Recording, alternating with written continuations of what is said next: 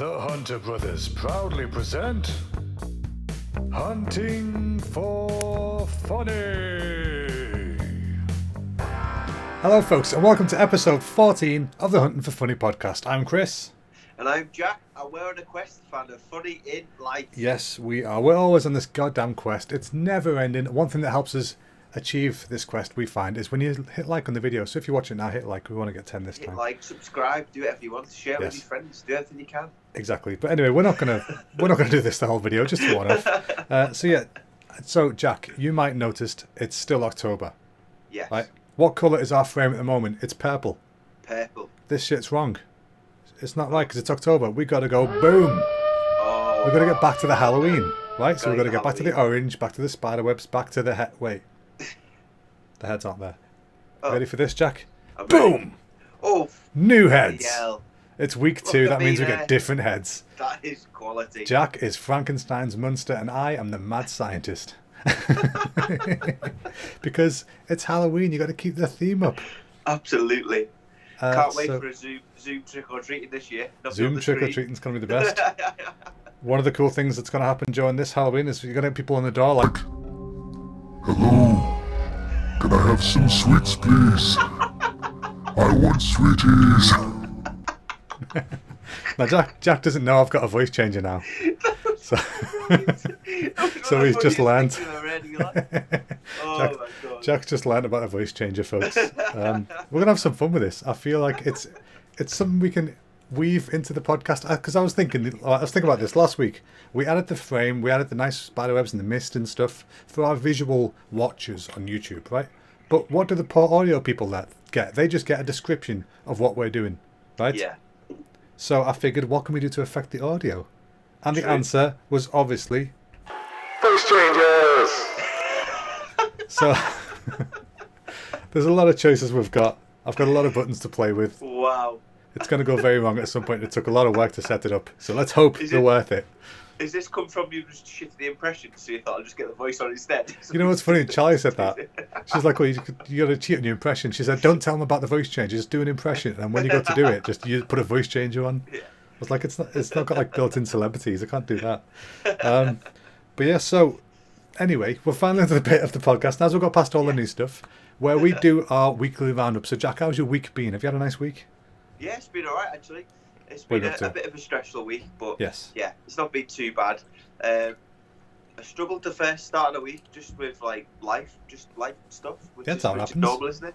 Mhm. Just normal life stuff. I'm lucky that in the line of work that I do, I'm able to just take a few days off and chill out, which is the best thing for me. So Absolutely. after that, smashed it, and then I've been Wednesday to Friday training. Yeah, been good, been all right. I think Brilliant. it's been fantastic, really. I'm glad about that. How's your week been? It's been alright. We watched a Halloween film the other day. There's a new film on Netflix called Hubie Halloween, which is the new Adam Sandler film, and it's great because it's like a shout back to his old films like Happy Gilmore and Billy Madison, that kind of stuff. Yeah. So it's just a goofy comedy with a bunch of people in it who you recognise. You know, Yeah. it's great. I really recommend it. Hubie Like a Halloween. feel good one. Yeah, it is a good one. It's just silly. You know, it's silly humour. Yeah. And I like that kind of stuff. It's just sometimes you need that. Yeah, absolutely. Yeah, I needed it a lot that day, actually. I was having a very anxious day. Sometimes that just happens. You get overwhelmed. I was like, let's just watch a film. So I did that. That was great. And then also, another thing, I did a challenge. It's technically not a first because I used to work in a place that did this, but I made fried chicken at home. Wow. Because you know I've been doing the HelloFresh stuff. Oh, yeah. Well, one of the things that they do is called HFC. So one of the recipes is HelloFresh fried chicken. So you make it at home in like a frying pan, and you know what? It was really good. I was made up with how it turned out. I thought it was going to be a sack of dog bollocks, but it was actually really nice. I mean, I don't know what the meat was. You've got. Well, exactly. I used to work at KFC. I was training as a KFC chef before I quit. So yeah, that was good. It was enjoyable. It was terrifying because there's a lot of hot oil, a lot of hot shit going on. You know, it's always scary when hot oil's involved.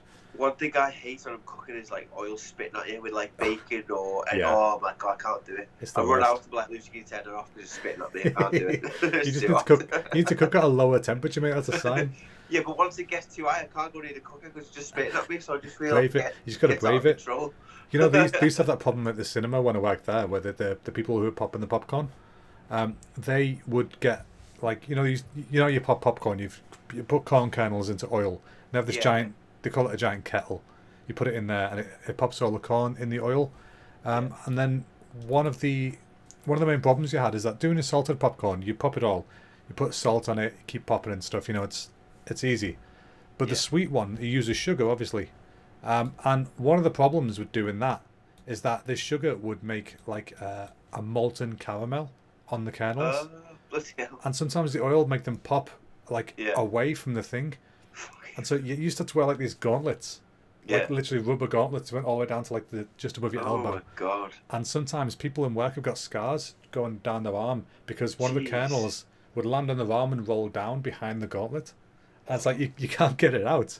And it's molten sugar, so it just scars. Yeah, that's not great. It's rare that it happens, but almost every manager in there has got that. Got that like scar on them. A City World tattoo. Just It's like when you join the Death Eaters in Harry Potter. You know, they've got like the little skull death symbol, but yeah, they've just got that hot popcorn trail. But yeah, so I feel kind of bad for them, but it's part of the job, isn't it? It's part of the task. I remember when we were a kid, Mum bought some Pop Tarts, and I didn't realise it'd be dead hot when it came out. So I just bit into it. It was like jam, but it was like hot sugar. I was like, oh my god, the worst thing I've ever done. I'm pretty sure they banned Pop Tarts over here for a while because of that. Yeah, because it too hot. Honestly, people used to have different instructions on them. I think it was like microwave them or something. I can't remember. Yeah. But either way, it would make them way too hot. Whereas you're supposed to toast them on the lowest setting for like 30 seconds or something. Okay. But yeah, that making hot food, you've got it bad enough when it spits on you, right? It's a pain in the ass. But the problem with wearing glasses is that you come out of it like you've been driving through a rainstorm because your glasses are just speckled with oil. I never thought about that. It's such a pain in the ass, and you've got to try and clean them. You've got to try and clean them, and then it's oil, so it just smears everywhere. It's such a pain in the backside. But something else that happened this week. I got the Hybrid Theory 20 special edition of Linkin Park's first album. Oh yeah, we about this. Oh, it was so good. Like now, I got both happy and scared at the same time about some emails I got about it because I got an email from Yodel saying that the parcel is on the way. It's like, oh, cool, because this is like the day before it's due. So like, they don't mean today. They probably just mean it's left the dispatch centre or something. It's from America, so it's taken a while to get here. Okay. And then I got another email saying, due to COVID-19, there's restrictions on the supplies, and so unfortunately you won't be getting it on release day. It's going to be like the end of November. So I was like, well, which one of these emails is right? Because it's either in someone's van or I'm not getting it for a month. They're pretty polar opposites right there. So I just waited for the day, and then about like 4 o'clock or something, the door went. I was like, oh, it's got to be it. And yeah, sure enough, it arrived. It's safe. It's all there, and it's so cool because for those of you who don't know, Linkin Park is a rock band, my favourite band of all time. Always have been since I found them. Massively influential on the type of music I listen to, some of the things I do and think and whatnot. And anyway, Hybrid Theory is their first like major album, and it's 20 years since it came out, so they wanted to make a special edition. Like now, they've got a few different versions of special editions, but this one is like the Uber edition. It was definitely expensive, but it's like a one-off thing. I'm never going to buy anything like this again. But I couldn't not get this one, and it's got like so much stuff in it. It's a massive box because it's got vinyls in it. So it's got LPs, which always makes me laugh because whenever I hear LP, I think Linkin Park. So now it's got LPs in it. So it's got for the first time, it's got their little EP album, which is before they were called Linkin Park. They were actually called Hybrid Theory. Is that where it came from? Yeah, so that's they were called that. School day. Exactly, that's a new T-shirt. They were called that, and then so they had this album that had like 6 tracks on it. Really good album. So they got that on vinyl for the first time. Then they've got Hybrid Theory on vinyl, and they got Reanimation on vinyl, which is like a remix album of Hybrid Theory. Yeah. And then they've got like DVDs and stuff. They got one of the best things is they've got like really rare demos on it, and for the first time, there's demos in there that have never been released, never been leaked, never seen the light of day, including one of the tracks, the first track that the band had of Chester's voice on it, because Chester, there's a singer, he wasn't in the original band for the first year or so, so he kind of like auditioned via tape. They sent him a blank, just an instrumental cassette. He recorded his vocals on it and sent it back. And so yeah, this first song that everyone in the band heard and was like, "That's the guy. That's on this demo disc," and it was so cool to hear. So, but yeah, and it comes with like artwork and a massive 90-page book.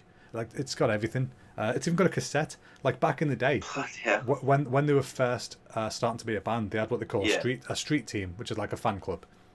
And they'd give these demo tapes out to the street team to give out to people with leaflets, just like come to this gig. Yeah. Here's a couple of songs. And so it's a replica of that original street team tape, which is really cool. So I'm going to have to listen to that because I've not heard a cassette in so long. I was going to say, where are you going to play a cassette? I actually got a cassette player. An old Walkman. No, it was Charlie's, but I've got it because we've got a ZX Spectrum that uses a cassette player to play the games. So I never used it. I hope it works. But I miss Linkin Park so much. Like I know we can listen to it now, but yeah, it's such an incredible band. Yeah, I mean, I don't know what's next for them. They keep being very quiet about it. And to be fair, I think the coronavirus happened at a good time for them to stop getting questions. Because obviously, Chester died in like 2017, I think it was. Yeah, and then, it's not long ago now. Yeah, and then everyone's like, when's the band coming back together, or are you going to get back together? And they keep just putting it off. Like, look, just let things happen. So Mike went on a tour on his own. Absolutely. Naturally, you meet more musicians and stuff doing that, and they might come across somebody who's like suitable for the band, So I'm happy with it being like organic and just happen when it happens. Yeah, but because of this virus happening, as you know, Mike Shinoda from the band has been streaming lots, like daily, basically. And it's been really good for him, I think, mentally as well, just to get out of that bubble of what the hell is next. Yeah, exactly. It must be hard to like be pressurised into what you do next all the time. It must be tough. But... Exactly, and so the rest of the band have been doing great as well. They had a massive live stream yesterday. Apparently, I didn't go because it was a paid for ticketed event. I was like, guys, I would have give you a shit ton of money for this album. Yeah, exactly. Yeah. I know it's only an extra tenner, but I'm busy. But it was a live Q&A with the band, and they also watched a full one of the DVDs that are in the box, which is it was a gig from Project Revolution tour in 2002. I think it might have even been in Milton Keynes, like something weird like that, because they did that at some point. But yeah, it's so cool to see, and it's got like there's an old DVD in there which is really rare, which I've actually got the original one. It's called Frat Party at the Pancake Festival. And it's just a stupid name. And in this new one, they've added a new DVD with a couple of other shows, and they've called it the sequel to the worst named DVD we've ever had. To be honest, yeah, exactly. So they're not wrong there. But yeah, so I've been listening to a lot of old Linkin Park. Nice. It's even got tracks from the old single on there, like 3 or 4, from when they were called Zero, like even before Hybrid Theory, because they've had 3 names. And yeah, it's cool. Probably a little geek out session. Sorry for you who don't care about Linkin Park, but it is massive for me to get this thing. Absolutely. If you're massive. not listening to Linkin Park, sort it out. Go and listen to Hybrid Theory. Yeah. They've released all the music videos from Hybrid Theory in HD now as well. So the In the End video looks so different. Yeah, I can imagine. Yeah. It looks like I remember it, but obviously it didn't look like that back then because TVs weren't as good. So. It's like it's not outer space, but it's like on the edge of a cliff. Remember it being like a dusty cliff? He's singing on the edge. It's like a desert, and then he's on like this big like Aztec temple thing, and then there's like whales flying through the sky and all sorts. Mad. It's mental. They don't make music videos like that anymore, do they? Nah. I don't know actually. I don't know the last time I saw a music video. Actually, the last one I saw was a snippet of Anaconda by Nicki Minaj. And I was like, music's dead to me. That's it. I'm done. Yeah. I'm now deaf. Yeah, exactly. I never need to see another shaking arse on TV again. That's not a music video, folks. I hate to be that old guy. Getting home watching Kerrang and Scuzz. Scuzz? I forgot about Scuzz. Times, yeah. See, I was thinking of Kerrang and MTV2 because MTV2 always had like the pop punk stuff. They put the punk rock like Sum 41 and Green Day and all that. Yeah. And Kerrang always had the slightly heavier stuff. And yeah, Scuzz was like the heavier again. Scuzz was a bit heavier, yeah. Scuzz was great. Kerrang and Scuzz used to play the Rasmus all the time in the Shadows, the same video. Yeah, because that song was massive. Yeah. That album's brilliant. That album's that's off the album Dead Letters. There isn't a song on that album that isn't a banger. I love that album. Bloody hell. It's really good. I've only ever heard the one song, I'll be honest. Give it a go. Don't listen to their first couple of albums. They are dog shit bad. But Dead Letters that's absolute peak. Is it true, but I don't know if I've made it up, that the Rasmus were on stage and people threw piss at them and then they stopped touring, never toured again? Yeah, pretty much. No, it's pretty true. People hated In the Shadows. People either loved it or hated it because it was played so much. People, you get like the real metal fans who are just cunts that only listen to Metallica. And I hate those people. The purists. Yeah, just if it isn't Metallica or Slayer, it's shit. Yeah, okay, sure. Two of the worst bands in metal. I'm not a big fan of Metallica. I'm not. And I tried it. Don't get it. I think. See, I thought about this. The only reason I think a lot of people don't like it when I say I'm not a fan of Metallica, but it's because the music I listened to was inspired and influenced by Metallica. So it's kind of like I've heard the evolved version, if that makes sense. Yeah. And that's what I like. So it's kind of weird to go backwards to me. Absolutely. Metallica sounds kind of vanilla and plain, whereas I listen to stuff like Avenged Sevenfold, which a lot of people don't like because they're like, oh, they're just ripping off Metallica. They're not. They've been inspired by them. Absolutely. And they've changed the sound and made it their own. And I prefer that. That's just how it is. There's nothing wrong with that. It's just that's how taste should be. It's whatever you want to listen to, you listen to. It doesn't mean other people are wrong because they don't like what you like. Yeah. Like I'm not saying Nicki Minaj fans are stupid. Yeah, it's completely subjective. Unless it's some people you're like, okay, that's not actually music. But no, it's subjective. Yeah, no, it's subjective. It's all subjective. Even that shitty Chav MC stuff on the back of a bus. MTB, bank. That one. All that stuff. That's the TikTok. TikTok's got a lot to say for it, like music wise. They must have now. Yeah, they've been around for a little bit now, haven't they? Like the WAP. Yeah. That literally brightened up my day. Oh, Chris texted me and I said, "Oh, I can't do the podcast yesterday because I was tired." And he went, "Oh, don't be silly, you WAP." And I've never. No, you said I feel bad. It's like, oh, don't be silly, you massive WAP. That's because I've been listening to our episode where you taught me that word. Teaching me bad stuff, Mum. Tell them. I'll tell you what I did this week talking about that. I watched you live streaming your work. Unbelievable. Oh, right, yeah. Oh, thank you. Why are you so modest about this stuff? I was watching thinking, is that a video? Are you doing that in real life? Like, man, you big it up way too much. It's just me doing some work. Yeah, exactly. No, that's what I mean. Like, if somebody doesn't do technology and stuff too much, yeah, it's fucking mental how you do all that stuff, man. Like, well, some people find it relaxing to do art streams, to watch art streams, just somebody working. So, and I wanted an excuse to do work every week. Because, I always say I will, and then I never do, and before I know it, it's been a month. Like, where's the work? Yeah. So this way, I figured if I make like a little 3-hour window each Monday, then I'm at least getting 3 hours work a week done, which isn't much. True, yeah. But it's more than the feck all I've been doing for however long. Yeah. So, but yeah, people like to watch that kind of stuff sometimes, and so I'm just trying to do it, and even if nobody watches, I'm getting work done. Absolutely. Because I used to stream, I'm used to just talking to myself. So, if there's nobody there, it's fine. Yeah. They can't come in a white coat if you're on stream, can they? That's it. No, see, the thing is with streaming, right, you got to keep doing it, keep talking, because explain about what you're doing. Because if somebody joins the stream and you're just stood there silently staring at the computer, true, it's not entertaining. They're going to click straight off. You've only got like 3 seconds to capture them, so true. You've got to be talking and explaining what you're doing, maybe having a little sing-song, having a laugh, just doing something silly. So, oh, yeah. No, I enjoyed it nonetheless. Well, thank you. I enjoyed doing it. I'm looking forward to doing it again in a couple of days. Should be nice. Yeah. Nice. Right. So, Jack, my boy. Yes. What's bugging you this week? Oh, what's bugging me, right? I was thinking about this, and whilst I was thinking about this, it's been something that bothered with me the whole of my life. Okay. I can't eat a sausage roll, right? I can't eat a sausage roll without looking like I've had sex with it. I don't understand how people eat sausage rolls without the crumbs going absolutely everywhere. Don't understand. I mean, I'm 25 I've now, got so and many I questions. feel like I'm still in a pram. How do you not get the crumbs absolutely everywhere? I don't understand. I know what you mean, actually. Yeah, you were a messy fucker when you were little. Yeah, I've not changed. It's just I bit it and I thought, it looks like I'm covered in crumbs one bite. Do you take it out of the packet or something when you eat them? No, see, this is what I did. So I got it from the butcher's because it was a nice one. I thought, it's Friday, I'll treat myself with a sausage roll. So got the packet.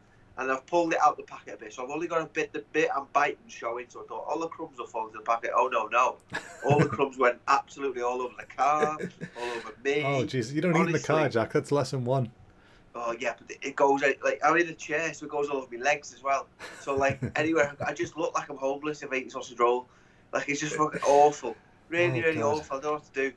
I need some advice on it. How do you eat sausage roll? There's a trick. Well, people listen to this, write in with your advice if you've got any. But my advice, like I reckon what you're doing is you're like pinching the top of it so it's surrounded and then biting it. But that means the crumbs got nowhere to go. What you need to do is pinch a little bit down, make a little skirt. And then when you're biting it, it goes into the skirt. Because see, you're closing the top with your hand, right? So where do you want the crumbs to go? Oh, thinking about it, yeah, you could be right there. Genie ass. Big old blue genie ass. Because I've gone through every other scenario because I tried to bite it slower. I tried to do a faster bite. I don't think crumbs really are affected by speed. Well, that's So like they're saying, oh, it's alright, it's going slow, he won't get us. Yeah, it's like not how it short works. crust pastry. I don't know why it was invented. I Because don't it's know. delicious. Yeah, but it just gets everywhere. So does a lot of stuff. Jelly You gets everywhere. can't eat it. You can't eat it without it going everywhere, and it's just a downside. Hey. Same with spaghetti bolognese. And if you dare touch spaghetti bolognese in a bad way, I'll beat you with a frozen meatball. I love spaghetti bolognese. I do love a spag bol. It's not like if you go to like a fancy dinner though, don't get any sort of soup or spag bol because it goes absolutely everywhere. That's the problem if you go into like a fancy Japanese restaurant or something and getting ramen. Yeah. You can't eat that without getting splattered and splatting the person next to you. Especially since they always seat you like shoulder to shoulder. Yeah. You know, it's like, oh, I'm sorry, mate. Great, is it? Do you want to try my chicken one? I know you're veggie, but it's all over you now. Covered in chicken broth. I remember for Rio, we went to like there's like a dinner that you do for everyone who'd be selected. You have a big, massive dinner in Westminster. Right. In like a hotel in Westminster, and they give you like a suit, Paralympic suit. You're then poshed out, like tie, suit. Very fancy. So I'm sitting there. You get your dinner, and it's got great. It was like a Sunday lunch sort of thing. Right. So it had like gravy and meat on the lot. So I was sitting there, dead posh, using my knife and fork, right, eat me food. Then I was told I'm doing well here. And then I meet this minister, for like a sports minister from UK Sport, really important. Right. And I go, oh, nice to meet you. And I just stick my hand out to shake his hand. My sleeve just runs across the whole of the gravy. So no. But like, I'd noticed it, he noticed it, but I didn't have enough time to like not wipe the couldn't address it or anything. Yeah. Oh, so I'm shaking his hand after gravy's just dripping off me brand new shirt. That is typical you. Can't just have some gravy. It's got to be messy as hell gravy. It's so bad. Oh, well, you know, that's just... Hey, these things happen, you know, it makes stories, doesn't it? So, absolutely. He's probably gone home to his missus and gone, I met this athlete today. He's a gravy dripping off. Exactly. He's just a gravy dribbler. That's terrible. You shouldn't be dribbling gravy on nice people, Jack. True. It's not nice. I'll try not to. Yeah, try not to. Good, so what's been bugging you is messy food, basically. Yes. Not messy food, sausage rolls. It's not messy food because you get this wrong. It's sausage rolls. Specifically. Because I've had this problem, because the one problem is I like sausage rolls, that's a bad problem. But the second problem is I can't eat them. Well, see, I don't mind the little fun size ones because you can get them in one mouthful, but I can't get the other You've done the thing. You know, they say the definition of madness is repeating the same thing over and over and expecting a different result. That's what you're doing with sausage rolls. You're like, oh man, this is messy every time. But not once have you thought, I'll try and adapt the situation. You just went, I'll just, same thing as I do every time, and then still make a mess and wonder why. Whereas if you'd have made a little skirt, just move your hand down an inch. Make a little skirt. I've even tried to get the paper bag it comes in and put it underneath my chin and then eat the sausage roll. But then the crumbs are outside the bag? Yeah, the crumbs go outside the bag, so what do you do with the bag then? The bag's full of crumbs. You can't do it. It's not inside the bag. No, because if you fold the crumb bag up, it's going to go everywhere. No, you... Oh. Make a skirt, right? Get the crumbs inside the bag. When you're eating, think to yourself, I want these crumbs in that bag. Is there an opening? If the answer is no, repeat what you need to do to get there being an opening, okay? It's that easy. There needs to be some sort of invention that you can put your sausage roll in and it's got like a plastic bit at the bottom of it so it catches the crumbs. It's called a hand. If you open the bag, hold the sausage roll with the bag open underneath it then. See if that helps. Just don't look like you're trying to fillet a sausage. Yeah, don't stick it in your mouth all at once. Yeah, just don't get too giddy with it, but you'll be fine. Just, don't eat it like a thirsty gay man on Canal Street. Just chill out. I'll try. Okay. Right. What's bugging you this week, Chris? What's bugging me this week? I mentioned before I've been having the HelloFresh stuff, right? Yeah. It's going really well. I'm enjoying having it. They miss an ingredient every now and again, but then I tell them and they go, oh, sorry, here's £3. So I'm happy with that. But yeah, anyway, what is bugging me is my sheer lack of frying pans or people willing to wash them. Because every single recipe so far needs at least a frying pan and then some other stuff, right? Yeah. So, which is fine, but I'm so used to just bunging something in the oven that we bought from Tesco. Yeah. That the cleanup is just minimal. It's like, there's a plastic tray goes in the bin. There's a baking tray, so roll of foil up goes in the bin. It's really simple. Whereas now it's like I'm cooking everything fresh, everything. So nothing comes in. It comes in a package, but it doesn't come in a package you cook it in. So, I'm having to clean every night, frying pans and this and that and saucepans and bloody colanders and a friggin' sieve. Cleaning a sieve is a pain in the arse. Yeah, no, it's a sieve. To clean a sieve. I'm with you on that one. It just destroys sponges trying to clean it, or your fingers or your knuckles. But yeah, basically, I need to hire myself a maid who will just hand me frying pans each day, clean or new. Yeah. I don't care which way around it is. I want a frying pan I can use straight away. Fair play. Yeah, that's annoying. That's what's been bugging me. So, No, Jack. I'm with you on that. Yes. Because you know what you should do though is What? because Lucy usually cooks and I usually do the washing up. That's how it works. That's fine. Yeah. But what you should do is get yourself a brand new tattoo, because this thing can't go in fresh water for another week or so. That's the problem. So I'm all right. That's part of the problem, you see, because I love my wife dearly. She's fantastic. Yeah. And part of that love is that I buy her nail polish all the time. Right.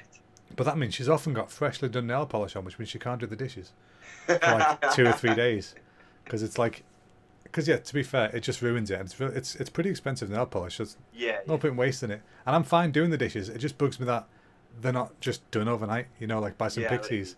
So. What about a dishwasher? Could you get yourself a dishwasher? We haven't got space. Our kitchen is smaller than this room that I'm in right now. Bloody hell. There's no space in our kitchen. Yours is twice the size easily. Bloody hell. So yeah, there's no space in it. What about a tabletop dishwasher? Because I looked at these because we don't have. There's no space. There's nowhere. There's no top space either. Could you get Charlie to hold it with a fresh nail? Stood there like it's almost there. That'd be horrible. Can you imagine trying to hold an active dishwasher? Jesus Christ. Oh, have you ever seen the washing machines when people take them into the garden? If it's an old washing machine, they throw like a cinder block in it and watch it go. Yeah. It just destroys itself. But I love it. I watched somebody once they animated some googly eyes on it. And then as it's getting crazier and crazier, the eyes are going like, oh my God, no. And it just destroys itself. It's brilliant. Right, fair enough. So, yes, we move on now to our segment about idiots and heroes of the week. The shit cupcake that is delicious as it is disgusting. So, Jack, who is your idiot for this week? My idiot of the week, it links onto the old sausage roll debate because it's really got on my nerves this week. And it's my appetite. My idiot of the week is my appetite. Because I can't stop eating this week. And it's bad. It's really bad for me. Like, people think I'm chubby now. You think when I'm not trying to lose weight and be an athlete. You think how fast I'd be if I wasn't an athlete. Back in there when you were 4 times bigger. Yeah. You saw a bloke that was nearly 16 stone at the age of 12. Like, I remember your woman's haircut and fat boobs. Yeah. Wasn't a great look. Chippy tits over here. That's okay. It's a goal to not go back to, isn't it? That's how I used to look like me. My own self-lesbian sister. Weird. Yeah. That's how I used to look. Literally how I used to look. You look like your own version of like White Norbit. Like, it was just you and then the fat lesbian version of you. But that's all right. It's a lesson learned, isn't it? You just don't go back there. But I know what you mean though. Your appetite, it can be so hard to fight it. It's just this week though. Like I eat something, I think I could eat again. Yeah. You just got to not. When you feel that, right? Best thing to do, go make a coffee, because coffee is an appetite suppressant. So if you have that, then you're like, oh, I'm alright for a bit now. What if it's like near bedtime and I'm watching a film? Decaf don't work. What do you mean decaf don't work? Does it work for an appetite suppressant? It's still coffee in it. Could I live off coffee and not eat? No. Why would it's an appetite suppressant, not a replacement. It puts off you being snacky. It doesn't stop you needing food. It also it's not like a replacement. It's what? Makes you wee all the time, coffee. Right, cool. All right, so we'll learn a lot today, folks. We'll learn that Jack cannot eat a sausage roll to save his life, and if you give him a coffee, he might piss himself. So, lesson learned. Because you know what I discovered this week as well? That obviously I knew they existed. Egg custards. Egg custards this week. Unbelievable.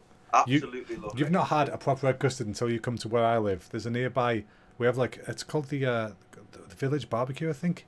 They sell like full chickens and stuff like that. It's that kind of place. Cooking away.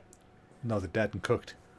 All right, like it's a farm. They just sell chips. No, they sell meat and stuff, but full rotisserie chickens and things as well. But they sell these egg custards, which actually Steve, you got tattooed by. He loves these so much. In fact, if you ever want to surprise him with something awesome, just get him one of these. He'd rather have that than 10 grand, I think. They're really nice egg custards. One of my favourite things to eat, I think. Egg custard. Yeah, a little pie full of custard. Because this week I should have got a lot done. I've not got a lot done. I'm not going. I need to say sorry for the YouTube watchers because I need my haircut. I look a mess, and I apologise for that. But I couldn't be asked to get my haircut, and that's life. It's fine, mate. It's a pandemic. Just shave it off, get it done. I've done it before. Actually, I was going to say, don't do that again. I looked like I was doing a £2 a month commercial for the telly. Help this come back. But yeah, that's good. What you just said there. I forgot what you said. Your appetite. There we go. That's good. I agree completely with this previous statement. Yeah, no, your appetite to bellend. That's the idiot of the week. Yeah, I agree. absolutely. So. What's your idiot? There we go. He gets it. One of these weeks, he's going to be just straight on that. Not going to wait for me to awkwardly stare at him. Yeah. It's, like just over 3 months? Yeah, all right. So, what's bugging me? No, not what's bugging me. Oh, my God. I'm so not with it today. Who's my idiot. After yourself? Oh, man, what a shit show. All right. Award nominated, folks. My idiot this week. My idiot this week is a dental training android. Now, wow. Let me clarify here. I saw a video that is probably the most disturbing thing I've seen in my life. I've seen some fucked up things on the internet. There's a dental training school somewhere in the world. I don't know where it was. It didn't say. Yeah. But they have these robots who have full gnashes, and they've got eyes and hair and eyelashes and everything. It's creepy. God. And the idea is that you're meant to be doing dental work on them, and if it hurts them, or like if it would hurt them, they react or whatever. Yeah. But this thing is malfunctioning, and it's terrifying. It's like its eyes are like going weirdly open in wrong directions, and its mouth is slowly open, and it'll start like chattering and then close again. And honestly, it looked like some kind of like Doctor Who villain. It was terrifying. And so I was like, I don't want to go near this thing. I don't want to learn dentistry if you have to use one of them. Absolutely no chance. But yeah, it was acting like a right idiot. So that was my idiot of the week. Bite your hand off. You had your hand inside out, just bite your hand off. God. I don't think it's got the power of biting your hand off. I think it's soft and squishy. But I listened to a Joe Rogan with Elon Musk, and he knows about AI, and it's scary. Yeah, the look in his eyes when he asked him about the AI in the future, he's just like, no. Yeah, absolutely. No, don't bring that up, Joe. Don't bring that up. We want to keep it light, man. Thing is, though, if AI was going to get rid of humans because they're not functioning, which again, I'll be one of the first to go. I can't walk. That's one of the simplest things humans are meant to do. I'll be first gone. Not necessarily. There's fans of terrible football teams out there who I'm sure if I was into football that would have been funny. I could be like, well, you know, Man City fans. I don't know if Man City are good or bad, but you know what I mean. Fans of Rochdale FC or something. Have Rochdale got a football team? I think so, just about. Okay, there you go. So the fans who aren't also in the team, they'll go for Maybe I could pretend to be a robot. Maybe if I just because I'm like half machine, maybe I could be like, hello. You're not half machine. You use a machine. No, but I can pretend to be a machine. It's a machine that's not got an engine or any sort of... It's just parts, isn't it? Yeah. If you think about it, I don't move my body. I just sit and my chair moves me around. I don't move myself. Yeah, it's like that's magic. Weird, isn't it? When you think about it, that's dead weird. Yeah. Okay. I guess it is weird, mate. I wish I could elaborate on it. But I could sit down and be in another country and still be sat down in the same position. Yeah, that is kind of freaked out. I used to feel sick when I think about stuff like that, because I used to sit when I was on trains and stuff. This is going to sound really weird, but I used to basically in my head when I'd zone out, I'd kind of turn it into a film, and it'd be like a camera behind me, but then it would pan out above the train and then keep going up, and then you'd see the train going along the track, and that would make me feel really sick. I'd feel really nauseous because I'd know that I was moving, but I wasn't moving, and that triggered something in my brain. It's like, let's stop these thoughts. Where's Mario Kart? So it's that was a bad idea. But I know what you mean though. It is weird that you move yet you don't move, because we have the same problem though. Us movers, we have the same problem. Sometimes when I'm walking, I'll look down at my legs going, why are they moving? Like, I'm not moving them. I just know where I want to go. You know what I mean? Like it's not a voluntary. It is a voluntary thing, but it gets to a point where it just turns automatic. Just happens. You're walking somewhere. You think to yourself, I'm going to go walk to the park or whatever. Yeah. And you're just walking along, looking at sticks and whatever, but your legs are still going. They're stepping over things. You're watching out, and then I'll be thinking, I've got to move that. I've got to do this model this way, and maybe I'll try doing that kind of texture. And before I know it, I'm at the park, and I'm like, I'm here. I didn't die. Like, I fully automatically got here. I'm not entirely sure how long it took. Like when I'm pushing my chair, my arms are going. I don't think about it. I'm just like, I've got it here, I've got to train or whatever. Yeah, exactly. But if I think about moving my arms, I'm like, my arms moving. Yeah, you're like, that's weird. Like, proper weird. Yeah. Do you remember that time when we went for a run around? I went in your spare chair. We went for a walk around the park. Yeah. In Widnes. Yeah. That was great fun. It was an interesting experience. Yeah. I enjoyed that, but yeah, it was knackering. That's definitely another video for YouTube. Getting everybody person in a wheelchair and see how they get out for a day. Yeah, that is an absolute video. To be fair, it's probably been done. You should go have a look. Probably, yeah. But Right, we at Hunting for Funny could make that hilarious, though, Chris, couldn't we? here at Hunting for Funny, we could make it bloody good. Yeah, I like that. With that, hang on. Attention please, attention please. Here at Hunting for Funny, we can make this very, very interesting. Okay. So, yes, I like this. I like this box. Hopefully it's good. Hopefully that works out okay in the audio and don't blow people's ears out. I can't hear it when I'm doing it. If I hear it, it doubles up, so I have to turn that off. It's fantastic. I heard it. Oh, good.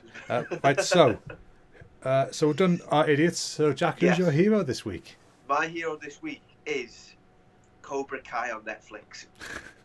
Okay. Have you seen it? No, I've never seen Karate Kid.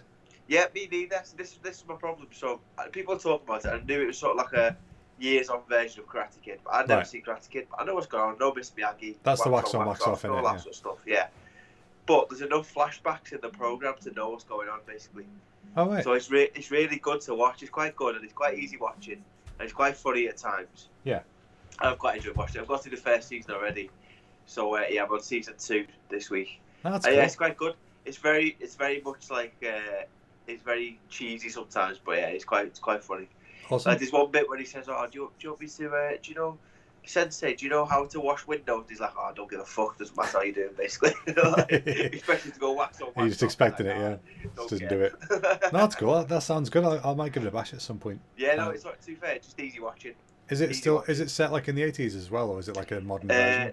No, it's like a modern version. Yeah. Oh, okay, cool. So it's quite good. Well, that sounds good. Yeah, have a go. We'll do. I'll give it a bash. So. What's your hero of the week, Christopher? One day, I'm telling you, one day he's got to get this whole co-host situation. You got to slip into it, Jack. It's just smooth like butter. I'm just making you look good, Chris. If I turned on the full host, you'd be like, "Who's this bloke?" That's like Ben Shepherd in the real life. God, Ben But Shepherd. at the moment, I'm not. I'm just going my life. Yes. So anyway, what's your? I don't know how we got talking about Ben Shepherd. Ben Shepherd's a legend. Tipping Point. He's Tipping great. Point. No, I've been to 2P You've machines and how they Tipping work. Point. No, I love Tipping Point. Listen, I grew up on 2P machines in the arcade. I know how it works. I don't need to watch other people do it. No, but it's the questions, and you got to shout it and tell you when you get it wrong. That's what Pointless is for. Like the chase as well. Yeah, that's love good. the chase. We should go on the chase. Can we go on the chase? No. Can you go on Pointless? No. Why? Listen, I actually can't go on a game show for another year. Oh yeah. I was on one this year, and it's in the contract. You can't do it for 12 months. That's mad. Yeah. Tell us what the game show they want to go try and watch it, because it was actually one of the funniest things I've seen. It was Jason Manford's game show called First and Last, where you can't come in first and you can't come in last. You got to try and come in the middle, and whoever is like the middle person at the end wins. So it was a really cool experience. I didn't win, but it was really good. It was good, fun time. It was amazing. And you sang Baba Black Sheep in Japanese. I did. I sung Baba Black Sheep in Japanese on television because I was put on the spot. I didn't know they were going to do that. I didn't know what was going to happen. So, yeah. Do you know what the best bit about it is, though? You fully committed to the role as well. You didn't do it half-assed. You went full on, and you sang it as loud as you could in your best singing voice, Baba Black Sheep in Japanese. That's just my voice. It's how I do. It's all or nothing in this house, Jack. No, I had a good time. It was really good. I enjoyed that. Yeah, I watch it. If I don't think it's available at the moment. It might be on the iPlayer at some point again soon. It was for a bit, so they might bring it back on. I don't know. I have a copy on my computer. I recorded it off the iPlayer. So don't tell no one. Sorry, BBC, but you can give me a copy. So Jack, who's my hero? Yes, who's your hero of the week, Chris? My hero of the week is a dog in shoes. Now let me explain. That's no way to talk about your wife, Chris. I'm just joking. Oh, she will beat the shit out of you from where she is sat. Love you, Charlie. Sorry about that. She's got to hit me, you know. But there's this video on Twitter or so going around of somebody saying, it says something like, easily the best video on the internet. We don't need to carry on now. And basically, it's this guy walking along with his dog. He looks like an older guy. And it's got this like lovely golden retriever, like really fluffy, like long-haired golden retriever walking along. And for some reason they've got shoes on. I don't know why. And anyway, this poor guy gets landed on by a cat, just knocked flat out cold. What, from the sky? From the sky. He must have been on like a phone pole or something. This cat lands on the guy's head, knocks him out flat like that. So the guy's just fully flomped over. And the dog's still having a wee on the grass like it was doing when it happened. And the dog's looking around like, what's going on here? And he walked over to the owner like, you all right? And he sees the owner's not okay. And he goes over to the cat and starts like, I'm going to get you. Like, he starts like sort of trying to pretend like faux fight this cat. And the cat's all pissed off, holding it back. And it's like, this is the hero the internet deserves. This dog wearing shoes. I mean, this is already a weird event, right? Shoes or no shoes on the dog. This is a weird event that happened to be caught on camera. No idea how it happened or why it happened. But the fact that the dog is also wearing shoes, and the dog comes to the owner's defense and goes to try and shout at the cat, and then the cat's fighting back. It's like, you can't write this shit. It's like something out of Babe. Like, Absolutely. this is not something that should exist in real life. This is something out of a kid's film. So yeah, that guy's had a bad day. That guy's had the worst. Plus, who's going to believe him? Did he get up, or was he all right? He didn't get up in the video, but the video's very short, so Jesus. he's probably fine. He's probably fine. But it was a funny video. Cats would be quite heavy on the back of your head, though. Jesus. Yeah, definitely little fat bastards.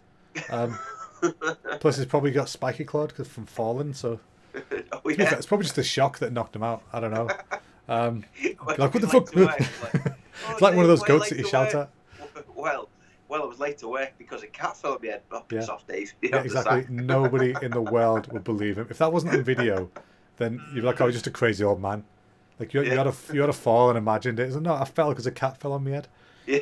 But yeah, so that's my hero of the week. The hero of the week is the dog in shoes. I love that dog. Fair play. That dog is definitely the hero. You need to send me that video because that sounds like a video. Absolutely, yeah. If I remember, I'll retweet it on our Hunt for Funny thing.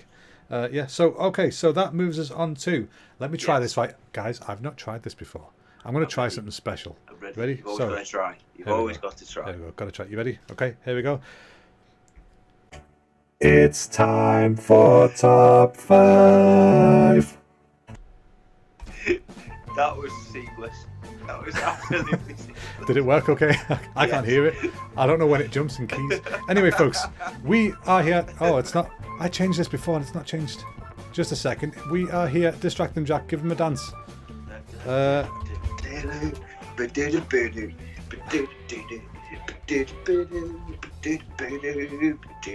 a hell of a dance. Okay, folks. Right, stop dancing, Jack. All right, so we are here at our top 5. But this week we're doing top 5 comedians. Oh, that'd So, be nice. yeah, that would be nice. I hope you know about this, Jack. We have prepared this. It's not a surprise to you. You should have 5 comedians ready. So we're gonna do the same thing we did last week. We're gonna start from our number 5 spot. I'm gonna work our way up to the glorious, outstanding number 1. Yeah. So, Jack, you can go first. Who is your number 5 comedian? Okay. So before we start this list, I would like to prefix this, whoever's aware of this. Yes. Of saying this was one of the hardest lists I've wrote in a very, very long time. Yes. And all these people in top 5 could equally be number 1. Like, it's very, very difficult to figure out which ones. But this is what I had from when I figured it out. But it's fucking difficult because there's Wales full of boss comedians. Yeah. Also, this isn't a fixed forever list. This is just, and at the moment, off the top of our heads, top 5. It's not the ultimate top 5 ever there was. So yeah.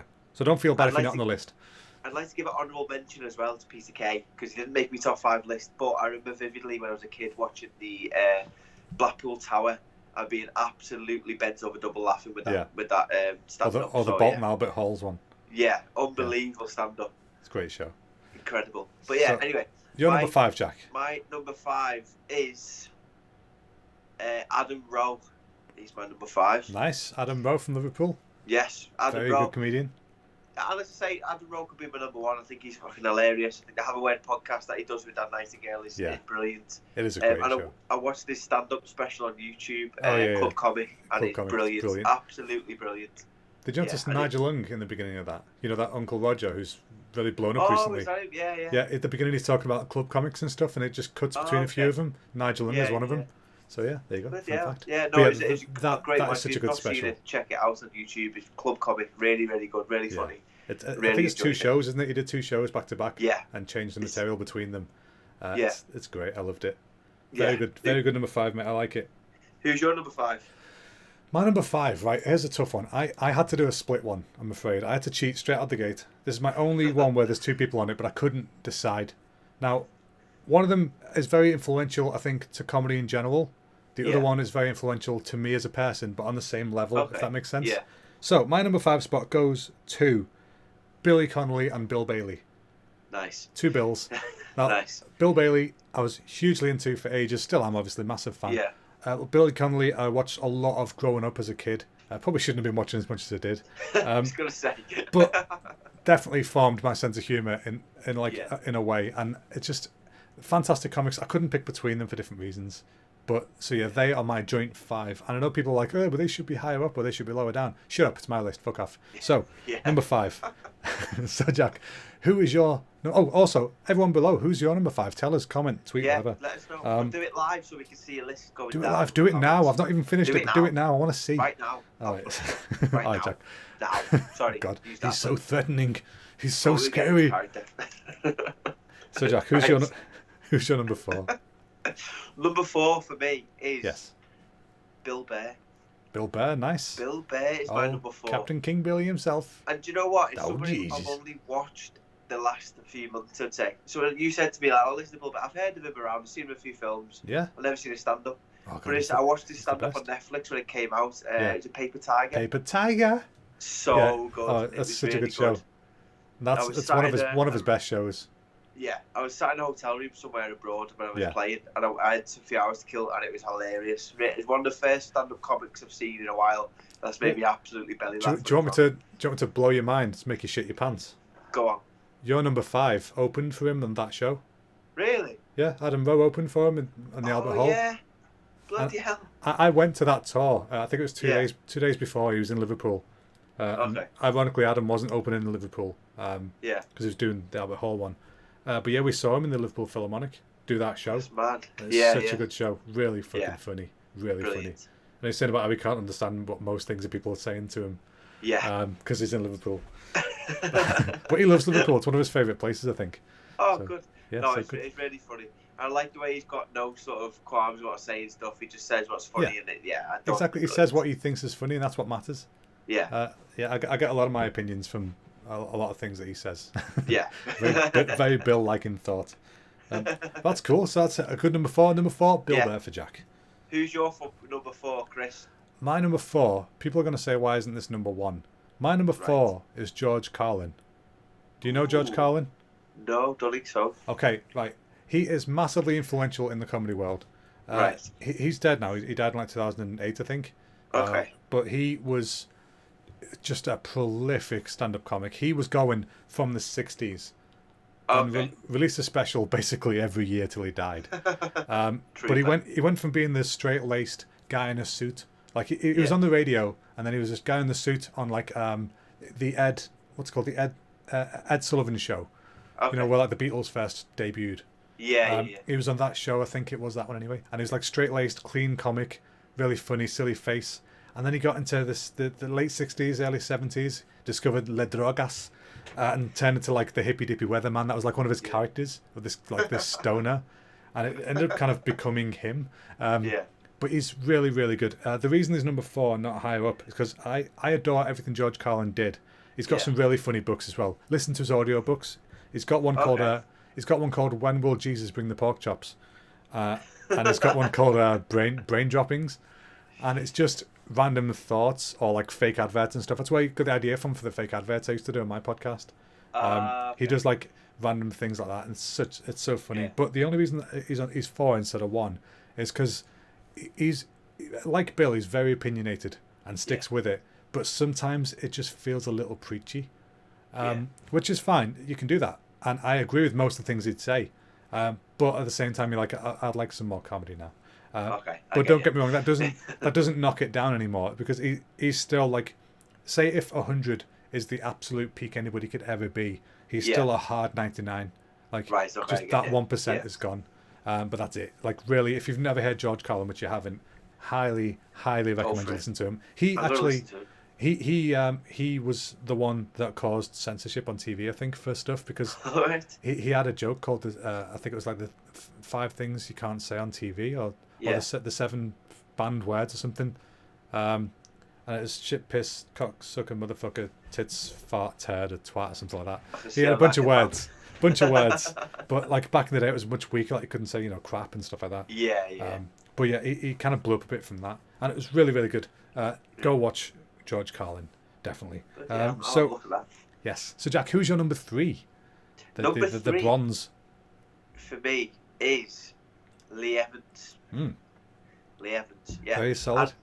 And a lot of these stand-ups are coming from nostalgia, because I do watch a hell of a lot of comedy now, and I do love stand-up comedy, but a lot of these are like, when you say stand-up comedy, that's what I think of. Fair like enough. That's what I thought of comedians, is straight off Lee Evans. Lee Evans, Roadrunner.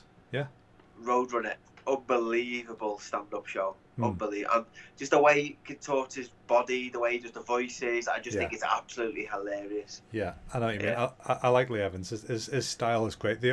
My only downside, the only reason I kind of not stopped watching Lee Evans, I know he basically retired, but one thing that bugged me about him, which like Bill Burr doesn't do, is that he'd repeat some things on some specials, like some DVDs that were out, or VHS. Yeah. He'd have jokes from the ones from before sometimes. Yeah. And I don't like that. Whereas I know like George Carlin, Bill Burr, Louis C.K., they always have 100% new material. They throw away the material each year, start again, and that's what I love. It's just a constant evolution.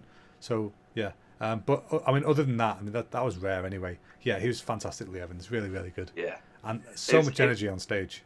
Oh, yeah, it was that first sort of style of comedy that I'd seen. Yeah, like it was that sort of. I've always seen like your Jason Manford, your Michael McIntyre's, are sort of like topical satire comedy, which is great, it's really funny. Yeah, but Lee Evans is more like it's not impressions, but sort of. It kind of stands out. Yeah, it's just a different way of portraying the comedy, and I thought it was hilarious. Yeah. Like, it was really, really good. Yeah. Brilliant. No, good, solid bronze placer. Who's your bronze placer? Who's got number 3? My number 3, which actually, if I ever had to make, I used to have like a top 2 or 3 in my head all the time. Yeah. He's actually changed from 2 to 3 at the moment, but it's only because of recent favoritism. Okay. My number 3 is Louis C.K. Now, right. I know it's a little controversial at the moment. Louis had his problems, but my opinion's always been the guy's got a kink. He always has permission. Move on. So anyway, yeah. As long as you got permission, it's all but right. He always asked. But his comedy, hands down, fantastic stuff. Really, really funny to me. My sense of humour. And he actually released a new special this year that people haven't seen, because he released it only on his website, called Sincerely. And I think it's like £4 or something. Go and get it. It's really, really good. Really funny. He does touch upon the controversy for a sec, and then he's like, okay, we've got over that now, let's move on, but he addresses it in a way that helps you understand what's going on, but comedy wise, really funny, and he has a show, or had a show, called Louis. Basically it was kind of like a pseudo autobiographical thing, so it was Louis spelled differently, so it wasn't him. But it was about a comic who lived in New York, who went to the Comedy Cellar and has 2 daughters, and so it's him, but it can be fictionalized because it's not technically him. Really good show, really weird. Like, there's times where you're like, this is getting a bit surreal, but there's also moments you just can't forget, like when he goes to the dentist. I'll send you a clip if I can find one. Yeah. But my God, that is a funny bit. But there's also touching moments in it, though, like really sincere moments. Like, there's one where there's an episode of Robin Williams in it, and they're going to like, Louis hears about a friend who's passed away, like a comedian, and they go to the funeral, and there's like no one there pretty much, apart from like him and like Robin Williams. Oh, okay. And so they just go to like a cafe and like, oh, Jimmy was a nice guy, but it's a shame nobody came, all this kind of stuff. And then they have this weirdly like deep conversation about death and stuff, and even now, since Robin Williams has since died, it's like, it's extra kind of poignant. Yeah, and, imagine, really almost like meaningful, But in general, though, I really like Louis' work. I like what he does. Hopefully, he'll make a full return at some point. Yeah. Because like I said, it's obviously it was bad, but it was definitely blown out of proportion, in my opinion. Yeah. But yeah, anyway, so number 3 for me, Louis C.K. So who's your number 2, Jack? Who's the silver medalist? Who's the almost did it? My number 2, the almost did it. Yeah, I loved the way you said that. My number 2 is Ricky Gervais. Right, nice. Ricky Gervais. With Ricky Gervais is a strange one, because when I was a little bit younger, so like 5 years ago, or even younger, I seen some of his stand-up on Netflix, watched the first 5 minutes court, that's not very good. Yeah. Like, I'm not going to watch that. Because he started with a joke about retard, and I was like, oh, I'm not disabled, blah, blah. But now as I've grown up, and I thought, that's comedy. Like, do you know when they look at stuff now? And it's subjective, isn't it? Yeah, absolutely. And I think now as I'm like, I love comedy a hell of a lot more.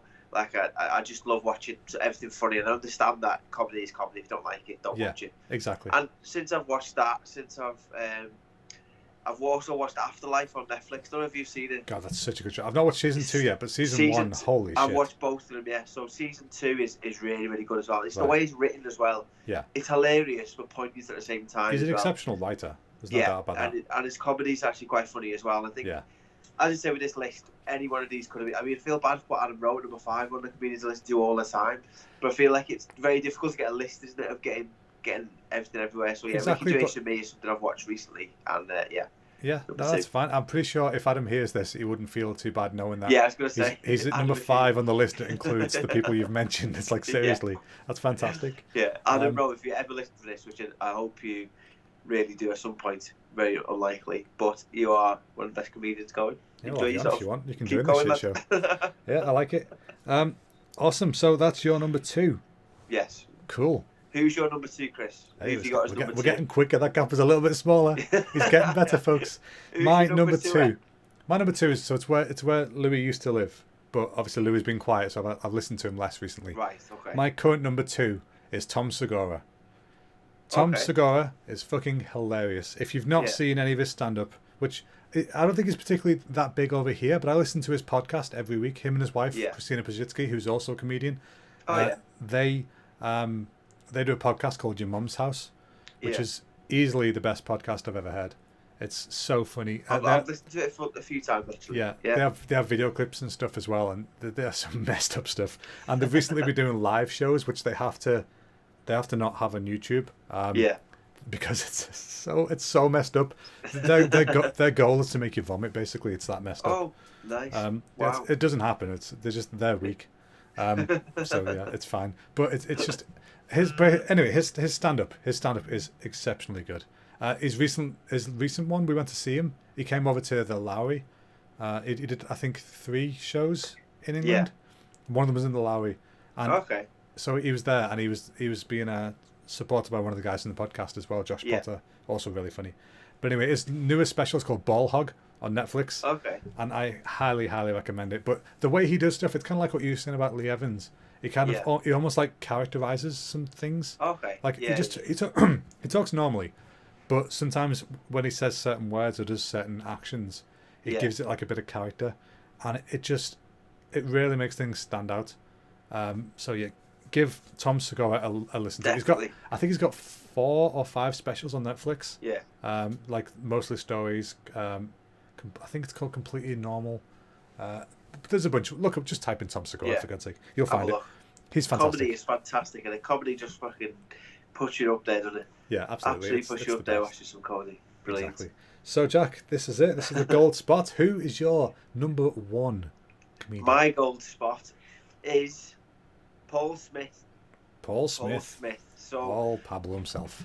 Paul Smith is my number 1, and it's because every time I catch myself doing something, so like something in the house, or I'm washing up, cleaning up, whatever, I'll chuck a YouTube video on. It's usually Hot Water Comedy Club in Liverpool. Right. And I just listen to easily Paul the best Smith. comedy club in the country. Just put it out there. Unbelievable. Hands down. But the way his crowd work stuff, some of his stand-up's really good. I've watched the full stand-up show of his as well. I just think he's hilarious. Yeah, absolutely. And as I say, like having Adam and Paul as opposite ends of the scale don't do it justice. But I think Paul's just someone it's just someone I watch all the time. Yeah. And I just think it's funny, and I've never seen him do anything bad. Like I've never seen any of his stuff he's put bad. Granted, I know it's edited for the stuff, but I think it's brilliant. I was fortunate enough to do his podcast. You're a funny bastard. What was it last year? Was it at the start of the year? Or I can't remember. This year's been a blur. Whenever it was, I was on the podcast. It feels like last week. He's a lovely bloke as well. Yeah. So it's been great, and Paul Smith's just one who makes me feel good when I listen to comedy, and Absolutely. I think he's just his off the cuff work on his crowd responses as well. Are brilliant. Yeah, so. And I've seen that firsthand as well. Like I've done Hot Water a couple of times, and he's brought me up. Yeah. And it's just seeing him warm up the crowd. You're so thankful because it's like I'll be there, shaking like a shitting dog because I'm like about to go on for the first time. My first full 5-minute set. It's like terrifying moments, and then Paul just does the crowd up nice, and then you get up there and he says, "Oh, that was good, wasn't it?" When you get off, he's just a nice guy. And his comedy is so good; it's really good. So to be able to work with the crowd like that, I don't know, like I don't think I'd be particularly good at crowd work if it wasn't like insulting in a way, because like my way of like in work and stuff, my way of kind of comedy banter is always like intentionally over dramatic put downs. You know what I mean? Like I know what you mean. It's almost like a roast. 'Cause that's what we do. It's how we make the giggles. Yeah. But and when we started that podcast, so there was a little bit of a crowd. There was about 20 people there in the crowd. Yeah. It was only a small building that we were in. I know there's 20 people there. And I whispered to him. I was like, "Oh mate, don't worry, you can joke about the wheelchair a lot." I whispered at his ear, and he's like, "Everyone, he's in a wheelchair. Everyone." No. Proper icebreaker. He was like, "Oh, didn't realise you're in a wheelchair, mate." And I was like, "No, just being nice on your end." Oh, but that's brilliant.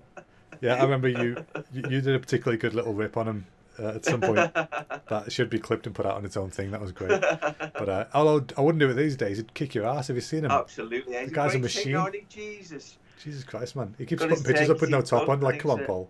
Yeah, it's just how can he be that funny and like that in shape? It doesn't make sense. It should be either or. And he's a ginger as well, so yeah. Kick my ass for saying it, but yeah. Self-defense goes a far way when you're a kid, I guess. At least we can go in the sun. So yeah. It's just like a vampire, you got to outrun him. Just make it past the shadows. No, but it's very well deserved. Good spot. I like it. Paul Smith. Who's your number one, Chris? My number one for our top 5 list. My number one for the gold for our top 5 comedians list is Bill Burr.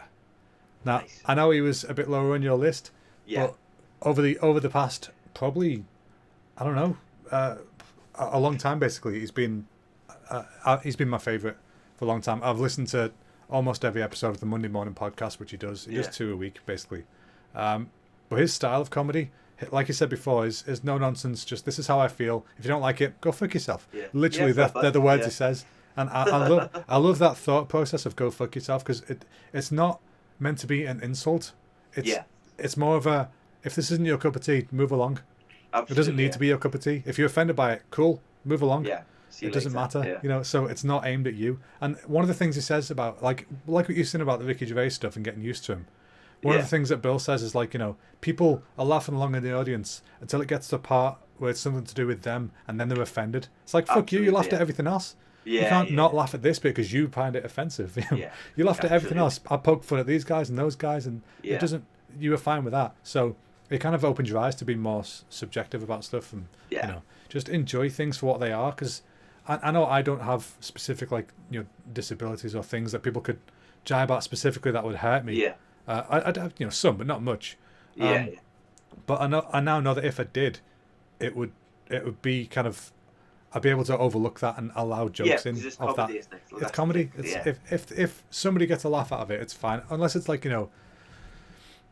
painfully racist stuff or whatever. Yeah. Like there's a line, isn't there? There's a line. There's definitely a line. You can go up to like stereotypes and things. There's always some kind of humor in some kind of stereotype. I'm not saying all of them. Some of them are horrific. Some of them are not funny.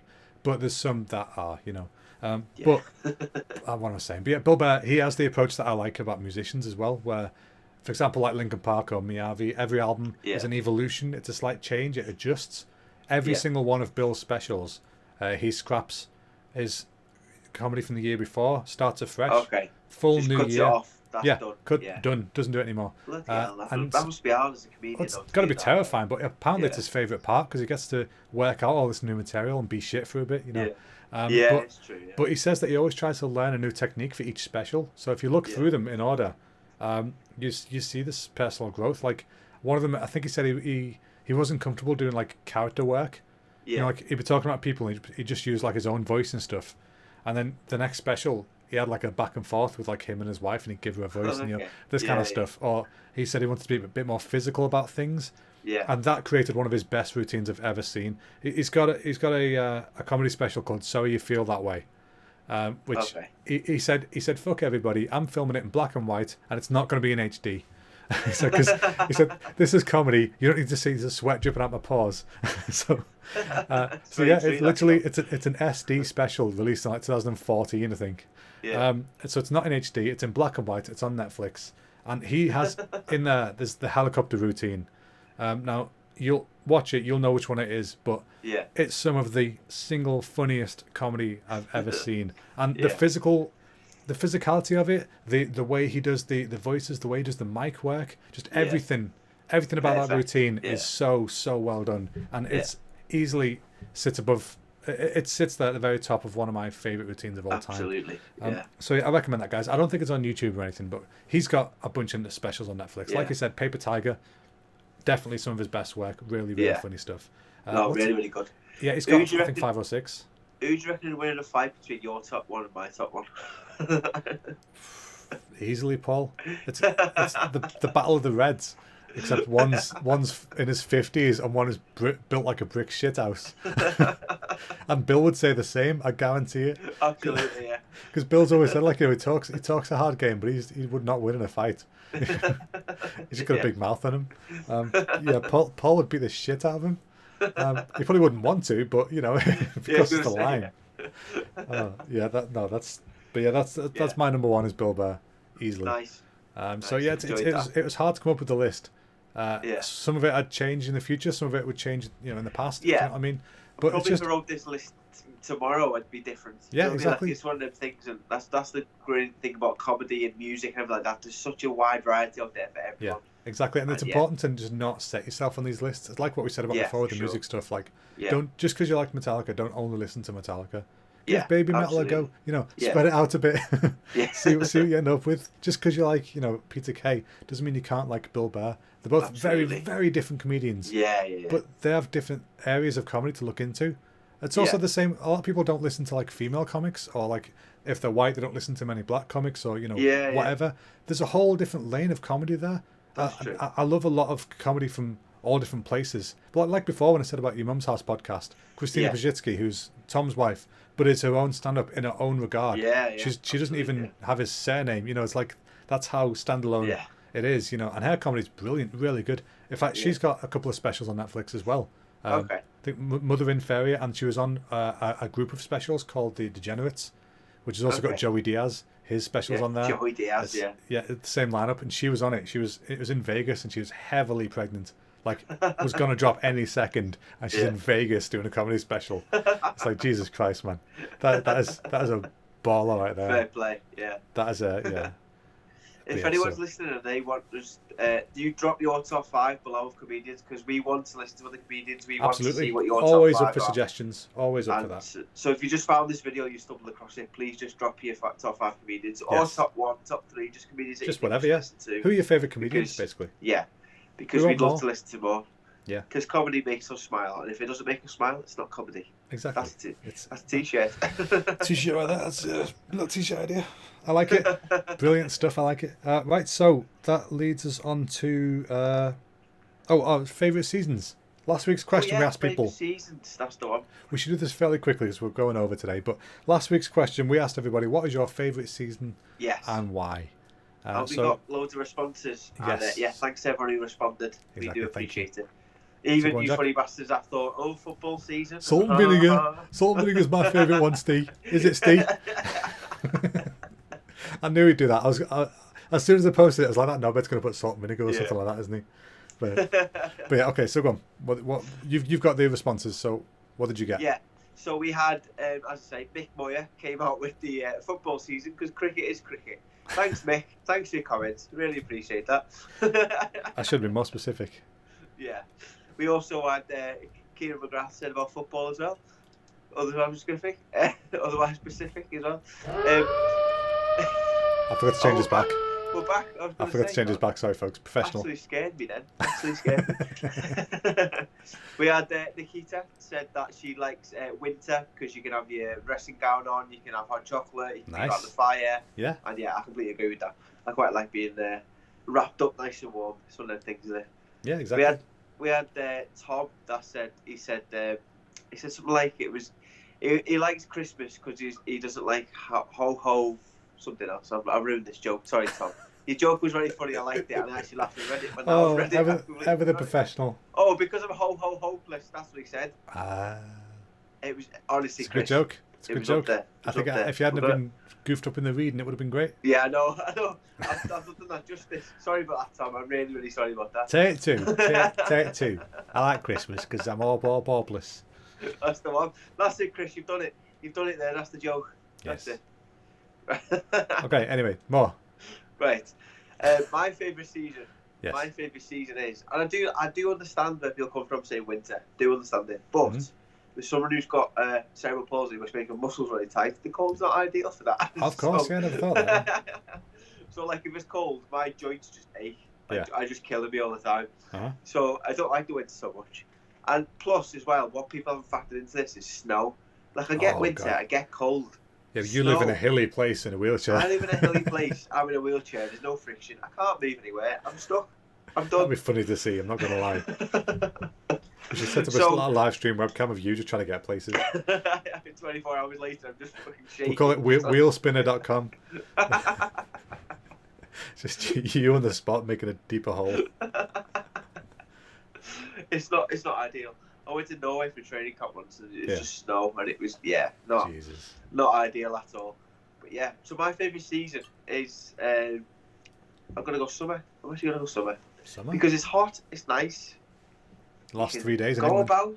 You don't have to worry about the weather. Yeah. Well, you do have to worry about weather in England, but in general, sun's a nice thing to do. Get yourself out, sunbathe. Sunbathing's not the I've got the negatives to this as well. So what I've done is, Chris, I've got pros and cons. Oh, okay. I like it. Pros. Actually, I've thought about this It's as got ever deep, folks. professional.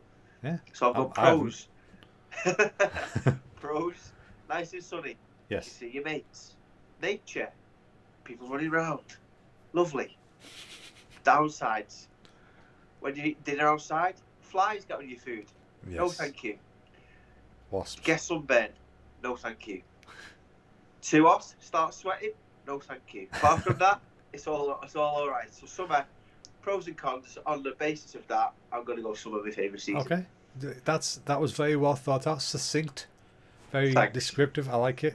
That's probably the most succinct you've been in your life. I know. The most clarity you've ever had. We've found your subject. We've found out what actually makes you tick. What gets that IQ point a little bit higher for a sentence or two. It's talking about summer.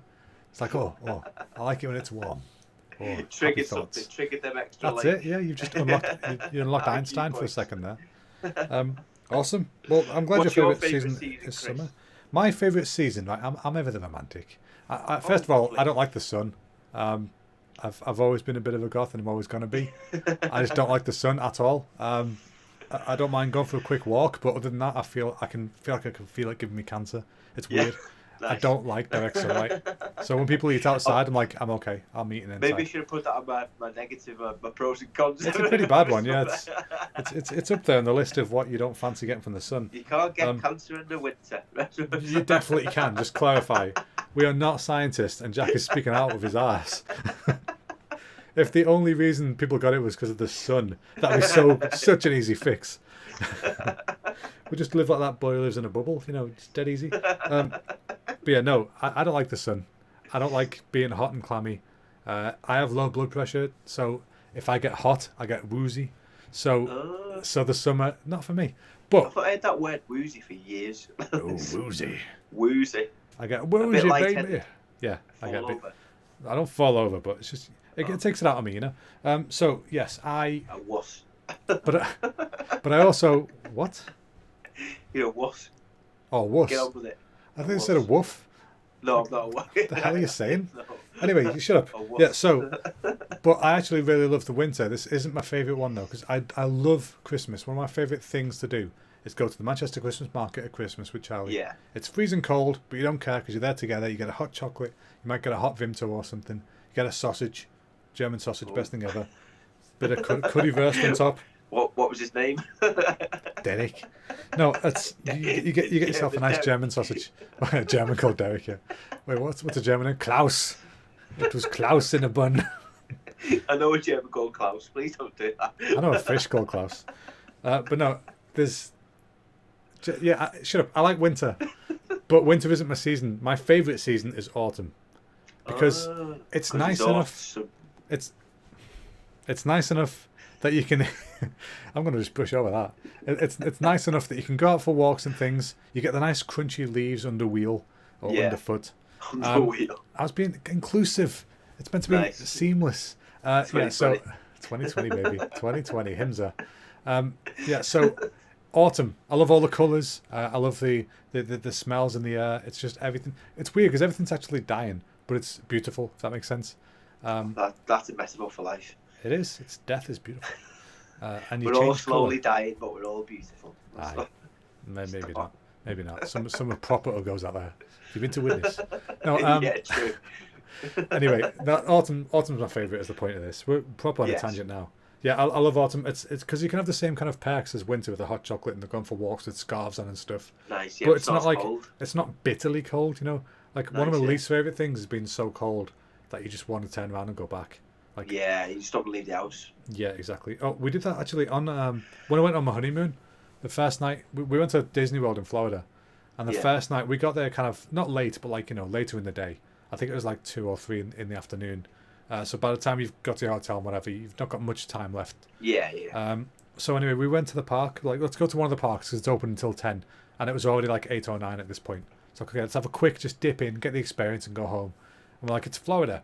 It was sunny when we arrived. It's warm. We had to take our jackets off when we got off the plane. It was really warm. Yeah, really. So we left everything in the hotel room, got the shuttle bus to the park, and we got out, and it was freezing. It was freezing cold. So I didn't have I had a t-shirt on. I think I might have had my hoodie, but it wasn't like it wasn't heavy. And I think Charlie had like just a scarf on and like a jumper thing she had on, but it wasn't warm. You know what I mean? And we went to Main Street, USA, like the main central strip of Disney, of the Magic Kingdom. The castle's at the end. It's an amazing moment. And then we're just there, like freezing our asses off. Just proper, like it was shiver-inducing cold. Like, how is this possible? It was like 26 degrees half an hour ago. But apparently the weather in Florida is just crazy how quickly it turns. Man, I'd love to go to Florida. It's a cool place. I wouldn't go there now. It's an epicenter for idiots and coronavirus. I was going to say, they just kept it open, haven't they? Yeah. Well, yeah, to be fair, Disney, I've been watching videos about this. Disney have been doing a pretty good job of keeping everyone distant. You get the occasional dickhead who tries to get past the system, but it's going well. But yeah, my favourite season is autumn. So, nice. There we go. We're quite opposite ends of the spectrum there, Jack. Yeah. So I like that. We should meet in the middle, go for spring. What's next week's question, Chris? I don't know. For the listeners and the viewers. I was meant to go with one, and I'm not going to lie, I forgot. So next week's question for the listeners and viewers is... Yes.